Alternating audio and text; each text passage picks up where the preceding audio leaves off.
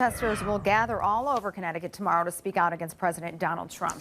This is part of a nationwide effort. It's called No King's Day. NBC Connecticut political reporter Mike Savino is live at the Capitol. What can we expect here, Mike?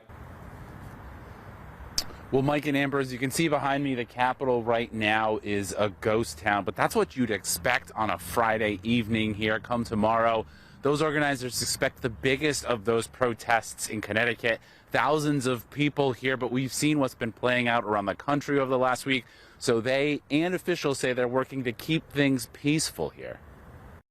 But we'll acknowledge that we're a country that doesn't like kings. Tomorrow, as the nation celebrates the 250th anniversary of the Army, thousands of people across the state are expected to protest what they see as a threat to the same democracy that Army has defended. We will have thousands and thousands of people with flags celebrating the Army, and we might voice our opposition to other things. Overall, it's a rally for democracy. Dozens of groups are hosting more than 30 No King's Day protests around the state, part of the hundreds happening around the country to voice opposition to President Donald Trump in his second term. I don't feel like a king. I have to go through hell to get stuff approved. Local and state officials say they've been getting ready. They haven't shared many details, but all week long, they've been urging protesters to remain peaceful. Obviously, we are always asking protesters who come into the city to respect the city and respect the residents and businesses of this city. I don't want to give the president any pretext to think he can come into Connecticut and militarize the situation.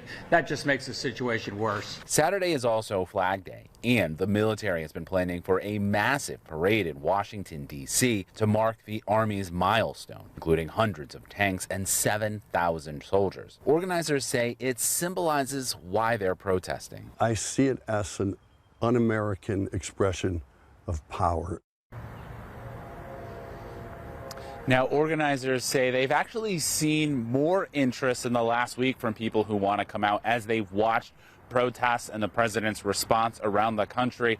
Coming up at 6, I'll tell you what some of the organizers are doing to try to be proactive and make sure tomorrow's events go off without a hitch.